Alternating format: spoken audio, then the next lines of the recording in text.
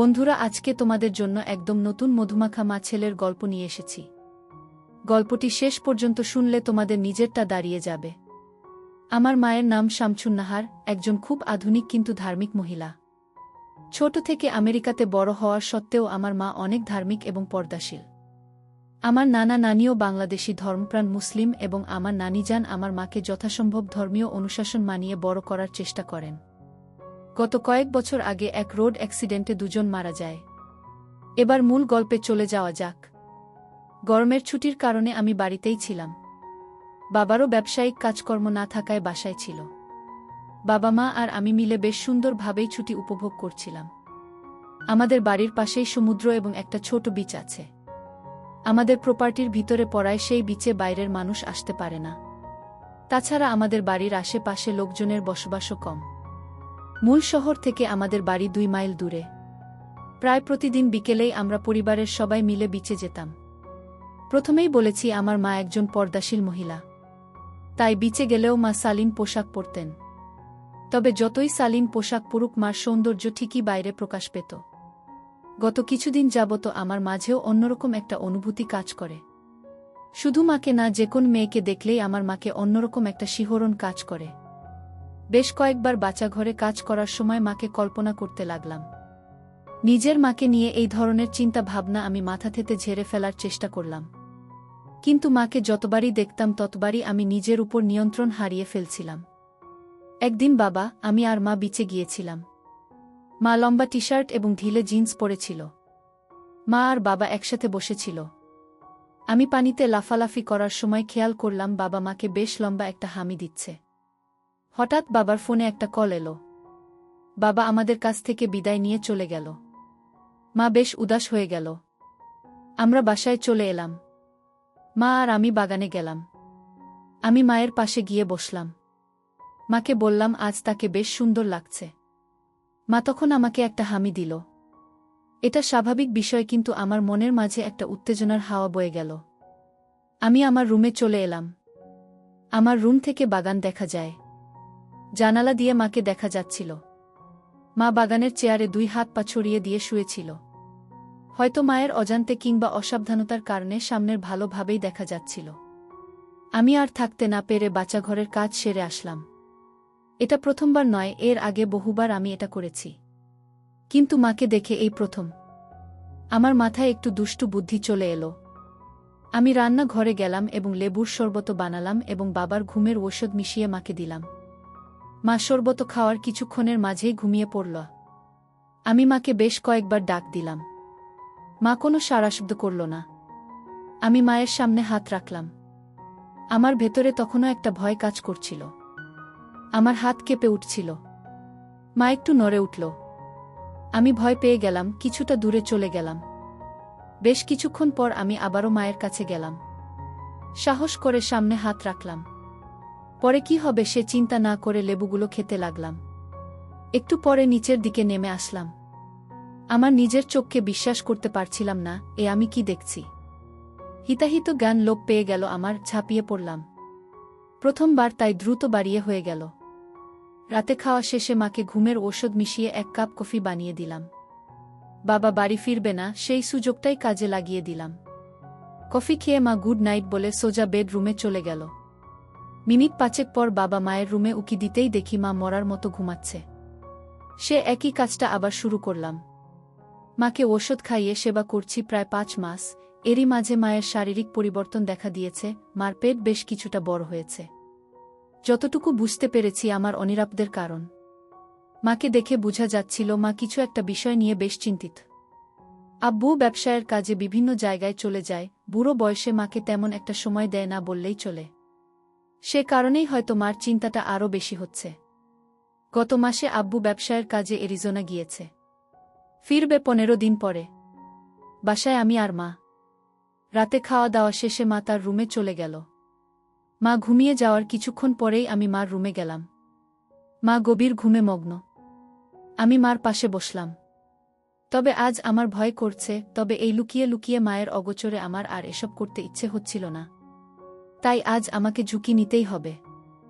আমি ঝুঁকে পড়লাম আর সাথে সাথে মা চমকে উঠল। মা আমাকে তার উপর থেকে সরিয়ে দিতে চাইছিল, কিন্তু আমি মার উপরে ছিলাম এবং মার থেকে গায়ের শক্তি বেশি হওয়ায় মা আমার সাথে পেরে উঠল না। তখন মা বলে উঠল, তুই তোর সন্তানকে যদি দুনিয়ার আলো বাতাস দেখতে দিতে চাস, তাহলে আমার উপর থেকে সরে যা। আমি তখন অবাক হয়ে গেলাম, মা কি বলছে এসব? মা এসব জানে কিভাবে? মা একটু বিরক্তি ভরা চেহারা নিয়ে আমার দিকে তাকালো। তার নিজের ছেলে তার সাথে কাজ করছে, অথচ মা চেহারায় তেমন কোনো পরিবর্তন হয়নি। আমার মাকে আমি ধার্মিক মহিলা হিসেবে দেখে আসছি, তাই বিষয়টি আমার হজম হল না। তখন মা আমাকে ধাক্কা দিয়ে সরিয়ে দিয়ে আমার দিকে তাকিয়ে কান্না করতে করতে বলল, এই সন্তান যখন তুই এনেছিস, তাহলে এখন এর যত্ন কেন নিতে পারিস না? আমি তখনও তো হয়েই আছি। আমি কোনো কিছু জিজ্ঞেস করার আগে মা এইসব বলতে শুরু করল। আমি যখন প্রতিদিনই মাকে বেশ কয়েকবার করে কফি, শরবত দিতে লাগলাম, তখনই নাকি মায়ের আমার উপরে সন্দেহ তৈরি হয়। সেই সন্দেহের পালে হাওয়া দেয় মায়ের অতিরিক্ত ঘুমিয়ে যাওয়ার অভ্যাস, কারণ মা দিনে খুব কম সময় ঘুমুতেন। তারপরেও মা বিষয়টি তেমন আমলে নেননি। কিন্তু যখন পেটে সন্তান আসে, তখনই মা বিষয়টি খতিয়ে দেখার জন্য উঠে পড়ে লাগে এবং আমার দেয়া চা কফি না খেয়ে ঘুমিয়ে পড়ার ভান করে শুয়ে পড়ে। আমি তখন জানতে চাইলাম, মা যখন এসব জানেই, তাহলে আগে কেন এসব বলেনি, অথবা এসবে বাধা কেন দেয়নি? তখন মা বলে, যেদিন প্রথম মা ঘুমের ভান ধরে শুয়েছিল, ওই দিন আমি মার ঘরে সম্পূর্ণ হয়ে প্রবেশ করেছিলাম। মা সেদিন আমাকে বাধা দেওয়ার জন্য প্রস্তুত ছিল, কিন্তু আমাকে দেখে মা তখন কাণ্ডজ্ঞান হারিয়ে ফেলে এবং চুপ থাকে। আমার কাছ থেকে যে সেবা সুখটা পেয়েছিল, ওইরক সুখ কখনোই বাবার কাছ থেকে পায়নি। আর সে কারণেই মা তার ধার্মিকতা, সতীত্ব বিসর্জন দিয়ে সব মেনে নিয়েছে। আমি তখন মার সামনে হাত রেখে বলি, আমাকে ক্ষমা করো, আমি জানতাম না আমাদের সন্তানের ক্ষতি হবে। তখন মা আমার হাতের উপরে হাত রেখে বলে, ঠিক আছে, আমি তোমাকে সব বলে দিব। তবে কথা যাও, আমাদের সম্পর্কের কথা কাউকে জানতে দিবে না। তখন আমি মায়ের হাতটা শক্ত করে ধরে মায়ের চোখের দিকে তাকিয়ে বললাম, কথা দিলাম, এই গোপন সত্য কেউ জানবে না। কথাটা বলেই আমি রুম থেকে বেরিয়ে যাই। সকালে ঘুম থেকে দেরিতে উঠাটা আমার অভ্যাস। ঘুম থেকে উঠে হালকা ব্যায়াম করে বাগানে ফুটবল নিয়ে ৩০ মিনিটের মতো দৌড়াদৌড়ি করে থাকি। আমি লম্বায় প্রায় ৬ ফুট, অল্প বয়স থেকে রেগুলার জিমে ব্যায়াম করায় আমার শরীর বডি বিল্ডারদের থেকে কোনো অংশে কম না। পেটে হালকা হালকা 6 প্যাকের ছাপ ভেসে উঠছে। হাই স্কুলের মেয়েদের থেকে শুরু করে ক্লাস টিচার, জুনিয়র স্কুলের বাচ্চাদের গার্ডিয়ানরাও আমার উপরে ফায়দাও তুলেছি এসবের। গত সামারে এক ব্রাজিলিয়ান ছেলের মাকে নিয়ে ৪ দিনের ট্রিপে গিয়েছিলাম। এমন আরও অনেকের সাথেই সময় কাটিয়েছি আমি। সকালে জিম করে সোফায় বসে টিভি দেখছিলাম। মা তখন কিচেনে রান্না করছে। আয়নাতে দেখলাম মা জলপাই রঙের সেলোয়ার কামিজ পরেছে। শরীরের ভাঁজগুলো স্পষ্ট বোঝা যাচ্ছিল। আমি উঠে মার কাছে গেলাম, মাকে কাজে সাহায্য করতে লাগলাম। অন্য সময় আমাকে দেখলে মা জামা কাপড়ে হাত বুলিয়ে ঠিক করত, আজ তেমন কিছুই করেনি। অবশ্য করবেই বা কেন? আমাদের মাঝে এখন আর কোনো গোপনীয়তা নেই। আমাদের সম্পর্কের সাগরে এখন নতুন জোয়ার চলছে। মাকে বিভিন্ন জিনিস এগিয়ে দিচ্ছিলাম, মার হাতে হাত রেখে মার গা ঘেঁষে দাঁড়িয়ে কাজ করছিলাম। রান্না শেষে খাবার টেবিলে খেতে বসলাম। ফল খাওয়ার সময় মা মুভির মেয়েদের মতো করে কলা খেতে লাগল। সত্যি বলতে তখন মায়ের দিকে তাকালে যে কোন ছেলেই পাগল হয়ে যেত, আমিও তাই হলাম। খাবার খেতে পারছিলাম না, মায়ের দিকেই তাকিয়ে রইলাম। মা আমার দিকে তাকিয়ে ভ্রু নাচিয়ে জানতে চাইল কি হয়েছে। আমি সাহস করে বলে দিলাম, মাকে দেখে আমার অন্য কিছু খেতে ইচ্ছে হচ্ছে। তখন মা জানতে চাইল কি খেতে ইচ্ছে করছে। আরও একটু সাহস করে মাকে বলে দিলাম। আমার কথা শুনে মা কিছুটা চুপ করে রইল। এরপর উঠে দাঁড়িয়ে সোজা চলে গেল সোফায় বসল। আমিও খাওয়ার টেবিল ছেড়ে আমার প্রিয় খাবারে মুখ দিতে চলে গেলাম।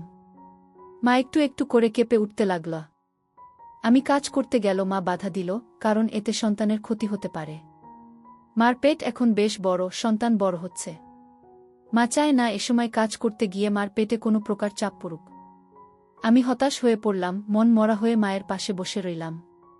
মা একটু আমার দিকে তাকালো, সোজা আমার খাবারে মুখে দিল। প্রথমবারের মতো মা আমার খাবার খাচ্ছে। স্কুলে অনেক মেয়েকে খাবার খাইয়েছি, কিন্তু মার মতো করে কেউ দিতে পারেনি। অল্প সময় পরেই আমার শেষ হলো, মা আমার সবটা খেয়ে নিল। আব্বু বাড়িতে আছে, মার বাচ্চা প্রসব হয়েছে। কাছেরই একটা ক্লিনিকে মার সুস্থ স্বাভাবিক একটা ছেলে হয়েছে। বাবা তার ছোট ছেলেকে কোলে নিয়ে ঘুরে বেড়ায়, প্রায় বলেন ছোট ছেলে তার বড় ছেলের হুবহু চেহারা নিয়ে জন্মেছে। বাবা বাড়িতে থাকায় আমার সমস্যা হচ্ছে, মাকে কাছে পাচ্ছি না। রাতেও মা আব্বু একসাথে থাকায় কিছু করা যাচ্ছিল না। সকাল বিকাল বাবা মায়ের পাশে পাশে থাকে, আমি মাকে একা পাচ্ছিলামই না। তখন আমি বিকল্প পথ ধরলাম। বাবা বিকেলে জগিং করে বাসায় ফিরেই মার সাথে বসে রইল। আমি 2 কাপ কফি বানিয়ে নিয়ে গেলাম, আব্বুর কফিতে মিশিয়ে দিলাম ঘুমের ঔষধ। ব্যাস, কাজ হয়ে গেল। বাবা খুশি মনে কফি খাওয়ার মিনিট 5 মাঝেই ঘুমিয়ে পড়ল। মার বুঝতে বাকি রইল না বাবা কেন হঠাৎ ঘুমিয়েছে। বাবা ঘুমানোর পরেই আমি মার সামনে সম্পূর্ণ হয়ে হাজির হয়ে গেলাম। লাউড স্পিকারে গান বাজাতে বাজাতে আমি মার কাছে নাচতে নাচতে গেলাম। আমার এমন আচরণে মা হাসতে লাগল। মার কাছে যেতেই মা আমাকে টেনে ধরল। কাজ শেষে সোজা সমুদ্রের নীল জলরাশিতে ঝাঁপ দিলাম। মা আমার পাগলামি দেখে অট্টহাসিতে মেতে উঠল। সমুদ্রের ঢেউ এসে আমাদের ধাক্কা দিচ্ছিল, মাথার উপর দিয়ে পাখি উড়ে যাচ্ছিল। সমুদ্রের গভীর জলে সূর্য ধীরে ধীরে ডুবে যাবার প্রস্তুতি নিতে শুরু করল। মা হঠাৎ সমুদ্রের পাড়ের দিকে যেতে লাগল। আমি জানতে চাইলাম কি হয়েছে। তখন মা জানালো বাসায় বাবা আছে, তার ঘুম ভাঙলে যদি সে আমাদের এমনভাবে দেখে তাহলে সর্বনাশ হয়ে যাবে। মার কথাটির যুক্তি রয়েছে, বাবার ঘুম ভাঙলে বিপদ হবে, সেটাই স্বাভাবিক। আমিও মার সাথে সাথে বাড়ি চলে এলাম।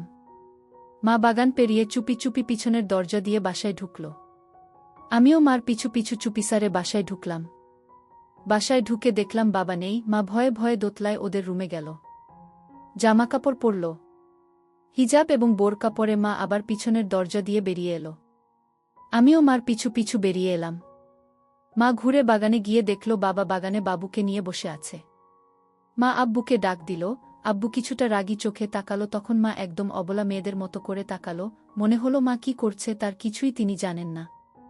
আব্বু মার একা বাইরে যাবার কারণ জানতে চাইলে মা বলে উঠল পাশে একটা বাড়িতে ধর্মকর্ম নিয়ে হচ্ছিল, আমাকে নিয়ে মা সেখানেই গিয়েছে। সত্যিই তো, এত সুন্দর ধর্ম আর কে শেখাতো আমায়? আমাদের বাবুর এখন 1.5 মাস বয়স। বাবা ব্যবসায়িক কাজে ছোটাছুটি শুরু করে দিয়েছে আবার। বাসায় মা, আমি আর আমাদের সন্তান। স্কুল খোলা, আমি স্কুলে গেলে মা বাসায় একা থাকে। সে সময়টাতে মা বিভিন্ন ধর্মীয় কাজ করে। আগে মা রাতে নামাজ পড়ত, প্রায় ভোর রাতে কোরআন তিলাওয়াত করত। বর্তমানেও করে। বাবু হবার পর বাবুর প্রচুর অসুখ হয়েছিল, এরপর থেকে মা প্রায় রোজা রাখেন। বিশেষ করে যে দিনগুলোতে আমি স্কুলে যাই, স্কুল থেকে ফুটবল প্র্যাকটিসে এবং নাচের ক্লাসে যাই, ওই দিনগুলোতে মা রোজা রাখেন। এতে করে আমার সাথে মায়ের মেলামেশাও ঠিক থাকে, আবার আমার ব্যস্ত দিনে মায়ের ইবাদতও ঠিক থাকে। তবে প্রতি রাতেই আমাদের মেলামেশা হয়। মা এবং আমি দুজনেই মেলামেশার জন্য অধীর আগ্রহে থাকি। আমাদের দুজনের প্রতি দুজনের কোনো অনাগ্রহ তৈরি হয় না, অতৃপ্তি আসে না। হ্যালোইন কাছে চলে এসেছে, কয়েকদিনে পরেই হবে হ্যালোইন। অন্য সময় আমাদের বাড়িতে হ্যালোইন হতো না, মা দিত না। আমি বন্ধুদের সাথে হ্যালোইন করতাম। তবে এবার মাকে রাজি করিয়েছি। শুধু রাজি না, মাকে ঘিরেই হবে আমার এবারের হ্যালোইন। মূলত হ্যালোইনের বিষয়টা মাথায় আসে মায়ের সেবা করার সময়। তখন মাকে বিভিন্নভাবে বুঝিয়ে রাজি করেছিলাম। হ্যালোইনের জন্য স্কুল বন্ধ দিয়ে দিল। বাড়তি পাওনা হিসেবে পেলাম বাবার কাজের চাপ থাকায় বাবা বাড়ি থাকছে না। আমি আর মা হ্যালোইনের জন্য কেনাকাটা করতে গেলাম। মার জন্য আমি একটা ক্যাট গার্ল এঞ্জেল কস্টিউম কিনলাম। আমার জন্য মা একটা ডেভিল কস্টিউম কিনল। আমাদের বাবুর প্রথম হ্যালোইন, ওর জন্যও কস্টিউম কেনা হলো। হ্যালোইনের রাতে আমাদের বাড়ি হ্যালোইনের সাজে সাজানো হলো। আমরা কস্টিউম পরে রেডি হয়ে গেলাম। আমাদের হ্যালোইন পার্টির মূল উদ্দেশ্য ছিল নিজেদের চরিত্রের বাইরে গিয়ে আলাদা রোল প্লে করে সময় কাটানো। মাকে মেকআপ করার পর ক্যাট গার্ল এঞ্জেল কস্টিউমে সত্যি সত্যিই পরীর মতো লাগছিল। আমিও শয়তান সেজে প্রস্তুত হয়ে গেলাম শয়তানি করার জন্য। প্রথমবারের মতো আমরা রোল প্লে করব, তাই আমাদের দুইজনের মাঝেই ছিল চরম উত্তেজনা। মার রোল ছিল এক সুন্দরী পরীর। সে তার সন্তানকে নিয়ে স্বর্গ ছেড়ে পৃথিবীতে নেমে আসবে। তখন এক শয়তান তার সন্তানকে তার কাছ থেকে ছিনিয়ে নিবে এবং তাকে তার দাসীতে পরিণত করবে এবং নানাভাবে অত্যাচার করবে, জুলুম করবে। সেই পরীর রূপে পাগল হয়ে শয়তান তাকে জোর জবরদস্ত করার চেষ্টা করবে। কিন্তু পরীর ইচ্ছা ছাড়া তার সাথে সম্পর্ক করা সম্ভব হবে না। তখন শয়তান তার সন্তানকে হত্যা করার হুমকি দিয়ে তার সেবা করবে। পরিকল্পনা মতো মা আমাদের বাবুকে নিয়ে বাগানে হাঁটছিল। আমি শয়তান এর মতোই মার কাছ থেকে মিথ্যা মিথ্যা বাবুকে কেড়ে নিয়ে মাকে আমাদের বসার ঘরে বন্দী করি। মিথ্যা মিথ্যা অত্যাচার শেষে সম্পর্ক করার চেষ্টা করি এবং ব্যর্থ হই। এরপর হুমকি দিয়ে পরি রুমে থাকা মাকে রাজি করাই এবং মাকে আমার রুমে নিয়ে যাই। বেশি পরিশ্রম করার ফলে মার রুমে ঘুমিয়েছিলাম। ভোরে মা নামাজ পড়ে তাই অ্যালার্ম বাজে। অ্যালার্মের আওয়াজে আমারও ঘুম ভেঙে গেল। তবে বিছানা থেকে উঠলাম না, শুয়ে শুয়ে মার দিকে তাকিয়ে রইলাম। মা হাতে পায়ে মোজা, সেলোয়ার কামিজ ও হিজাব পরে নামাজ পড়ছিল। নামাজ শেষে মা যখন সব গুছিয়ে রাখতে হাঁটছিল তখন খেয়াল করলাম মা কিছুটা খুঁড়িয়ে খুঁড়িয়ে হাঁটছে। আমি বিছানা ছেড়ে মাকে ধরলাম, জানতে চাইলাম কি হয়েছে। মা তখন হাসতে হাসতে বলল, প্রথমবার পিছনে হয়েছে তাই ব্যথা হয়েছে। আব্বুর ব্যবসায়িক কাজ শেষ, বাসায় ফিরে এসেছে। বেশ কয়েকদিন থাকবে বাড়িতে। আমার আর মার মেলামেশা ততদিনে একটা আসক্তিতে পরিণত হয়েছে। মার একটু পর পরই আমাকে কাছে পেতে চায়। এমন ও দিন যায় মার প্রতিবার নামাজের আগে গোসল করতে হয়েছে। তাই বাবা আসার পর থেকে বিপদে পড়ে গেলাম। বাবার শরীরটা বেশি ভালো না, তাই বাবাকে ঘুমের ঔষধ দিতে মা না করে দিয়েছে। ফলে বাবা বাড়ি থাকলে মার হাতেরও দেখা পাই না। মা একদম আপাদমস্তক পর্দা করে বাসায় ঘুরে বেড়াত। 2 দিন যেতেই আমি আর মা ছটফট করতে লাগলাম। রাতে বাবা ঘুমিয়ে যাওয়ার পরেই মা আমার রুমে এলো। আমি স্কুলের অ্যাসাইনমেন্ট করছিলাম তাই জেগেই ছিলাম। মা আমার রুমে এসে দরজায় টোকা দিল। আমি মার দিতে তাকাতেই মা আমার কাছে চলে এলো। মনে হলো 1000 বছর পর দুজন দুজনকে কাছে পেয়েছি। এরপর সময় নষ্ট না করে নতুন পড়া শুরু করলাম। কতটা সময় গেল আমরা জানি না। তবে আব্বুর ধাক্কায় আমার হুঁশ ফিরে। চোখ মেলে তাকিয়ে দেখি আব্বু আমাদের বাবুকে কোলে নিয়ে রাগী রাগী চেহারায় অবাক হয়ে আমাদের দিকে তাকিয়ে আছে। মা লজ্জায় মাথা নিচু করে রেখেছে। কয়েক মুহূর্ত যেতেই আব্বু দুজনকে বাসা থেকে বেরিয়ে যাবার জন্য আদেশ দিল। মা ছুটে গিয়ে আব্বুর পায়ের কাছে পড়ল, আকুতি করে মাফ চাইতে লাগল। আব্বু মাকে পা দিয়ে লাথি দিয়ে সরিয়ে দিয়ে আমাদের বাবুকে বিছানায় রেখে চলে গেল। আমি আর মা তখনও আতঙ্কিত, অসহায়ভাবে মেঝেতে বসে রইলাম। মিনিট 15 পরে বাবা একটা সুটকেস নিয়ে এলো। মার দিকে একটা জামা ছুঁড়ে দিয়ে পড়তে ইশারা করল। জামা পরা শেষে মাকে আর আমাকে 2 হাতে ধরে টানতে টানতে নিচে নামিয়ে আনল। এরপর দরজা খুলে গলা ধাক্কা দিয়ে আমাদের বের করে দিল। মাঝরাতে আমি, মা আর আমাদের নবজাত শিশু রাস্তায় এসে পড়লাম। কি করব কিছুই বুঝে উঠতে পারছিলাম না। রাতে আমরা একটা হোটেলে উঠি। সারা রাত মা কান্না করে। সংসার ভাঙ্গার কষ্টে এবং অনিশ্চিত ভবিষ্যৎ নিয়ে মা ভীত হয়ে যায়। পরদিন আমরা চলে যাই মার বেস্ট ফ্রেন্ডের জুলি আন্টির বাসায়। সেখানে মা আন্টিকে রাতের ঘটনার কিছুই বলেন নাই। আন্টিকে মা বলল কিছুদিন বেড়াবে। আন্টিও সানন্দে আমাদের থাকার ব্যবস্থা করে দিল। আন্টির বাসাটি বেশি বড় নয়। উনি একা মানুষ, 3 রুমের ফ্ল্যাট বাসায় থাকেন। আমাদের একদম কোণার রুমে থাকতে দিলেন। রুমে বাথরুম, জানালার বেলকনি সব আছে। রুমে ঢুকে আমি ফ্রেশ হয়ে একটা শর্টস আর টি-শার্ট পরে বিছানায় শুয়ে পড়লাম। মা আজকে বেশ স্বাভাবিক। আমি বিছানায় শোবার পর মা বাচ্চাঘরে গিয়ে ফ্রেশ হয়ে বেরিয়ে এলো। এরপর ব্যাগ থেকে একটা নাইট ড্রেস বের করে সেটা গায়ে চাপিয়ে আমার পাশে শুয়ে পড়ল। মা বিছানায় শুয়ে পড়ার কয়েক মিনিট পরেই ঘুমিয়ে পড়ল। গত রাতে ঘুম হয়নি, তাই হয়তো মা কাহিল ছিল। রাতে হঠাৎ ঘুম ভাঙতেই আমি নিচে কিছু অনুভব করলাম। ঘুম ঘুম চোখ মেলে তাকাতেই দেখি মা। আমাকে জেগে উঠেছি দেখে আমার কাছে মাথা নিয়ে এলো। অনেক ভালোবাসলাম তখন মাকে। আন্টির বাসাতে আমাদের দিনগুলো ভালোই কাটছিল। কিন্তু প্রায় 1 সপ্তাহ যাবত আন্টির বাসায় থাকার পরেও বাবা আমাদের সাথে কোনো যোগাযোগ করল না। আন্টির বাসাতে আরও কিছুদিন থাকাটা আমাদের কাছে বেশ লজ্জাজনক মনে হলো। তখন মা আমাকে নিয়ে লস এঞ্জেলস এর কাছে সান্তা মিরিয়াতে আমার নানার বাসায় চলে যাবার কথা বলে। যেমন কথা তেমনি কাজ হলো। রাতে আমি আর মা একটা গাড়ি ভাড়া করে সান্তা মারিয়াতে চলে গেলাম। নানার নানি মারা যাবার পর থেকে বাসা খালিই ছিল। মাঝে মাঝে আমরা বেড়াতে আসতাম এখানে। লোকজন থাকে না, তাই আমি আর মাই এখানকার একমাত্র বাসিন্দা।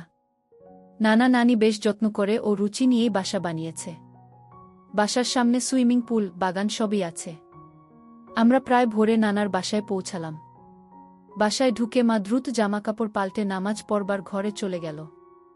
নামাজ শেষে মা নানা নানির রুমে চলে গেল। মা বাবার কথা মনে করে মা কিছুটা মন মরা হয়েই বসে রইল। আমার মার জন্ম এখানে। আমি মার পাশে গিয়ে বসলাম। আস্তে করে মাকে বললাম, এই ঘরেই তোমার বাবা মা থাকত, এখানেই তারা মিলিত হতো। আজ থেকে এখানে আমরা থাকব, আমরা এখানে মিলিত হব। মা আমার মাথায় হাত বুলিয়ে মুচকি হাসল। এরপর আমি নানা নানির ওয়ার্ড্রোব থেকে নানার জামা কাপড় বের করে নিচে পড়লাম, নানির শাড়ি বের করে মাকে দিলাম পরতে। মা জানতে চাইল কি হবে এসবে। আমি তখন বললাম, আমাদের মাঝে আজ তোমার বাবা মা ফিরে আসবে। আমি নানার মতো করে মাকে নানির নাম ধরে ডাকলাম। মাও নানির মতো করে উত্তর দিল।